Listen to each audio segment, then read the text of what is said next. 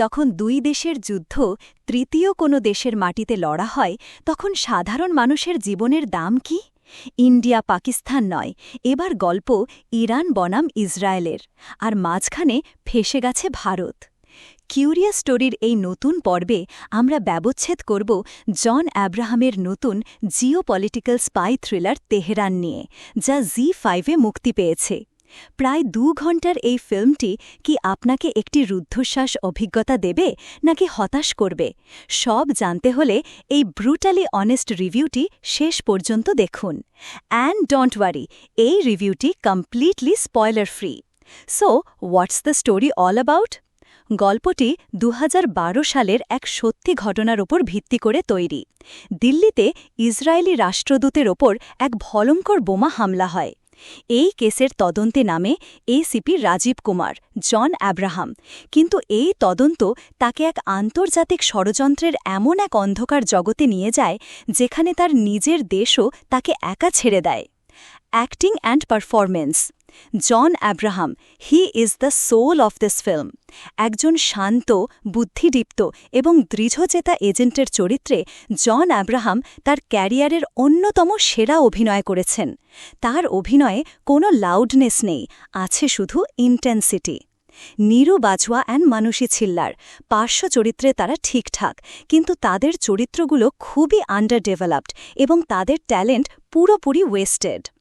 Direction and screenplay. তেহরানের সবচেয়ে বড় শক্তি এবং দুর্বলতা দুটোই এর স্ক্রিনপ্লে। কনসেপ্ট: গল্পটি খুবই ফ্রেশ এবং রিয়ালিস্টিক।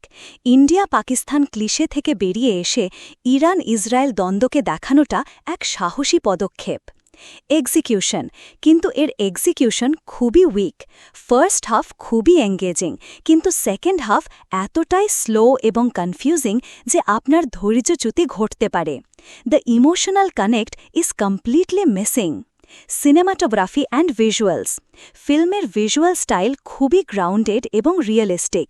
দিল্লির ধুলোমাখা গলি থেকে তেহরানের বিপদসংকুল পরিবেশ সব কিছুই খুব সুন্দরভাবে ক্যামেরাবন্দি করা হয়েছে। তবে বিস্ফোরণের দৃশ্যগুলোতে ভিএফএক্সের কাজ খুবই নিম্নমানের। Music and background score. ফিল্মের বিজিএম গল্পের সিরিয়াস এবং ইন্টেন্স মুডকে দারুণভাবে কমপ্লিমেন্ট করেছে। Theme and message.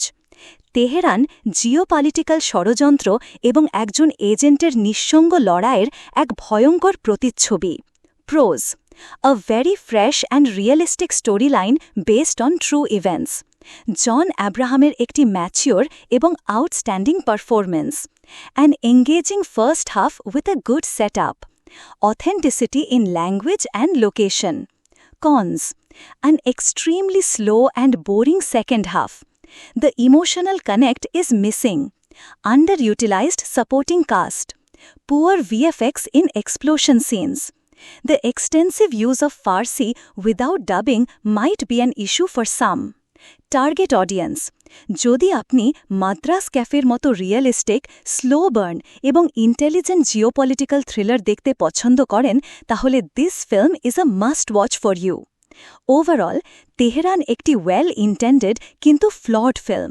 এটি একটি এমন ফিল্ম যা ভালো হওয়ার সমস্ত সম্ভাবনা থাকা সত্ত্বেও একটি দুর্বল লেখা এবং অগোছালো পরিচালনার কারণে একটি অ্যাভারেজ ফিল্ম হয়েই থেকে গেছে।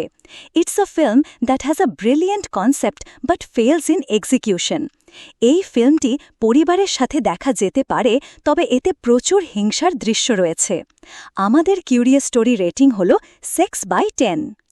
এই আন্তর্জাতিক ষড়যন্ত্রের জাল আপনার কেমন লাগলো কমেন্টে জানান।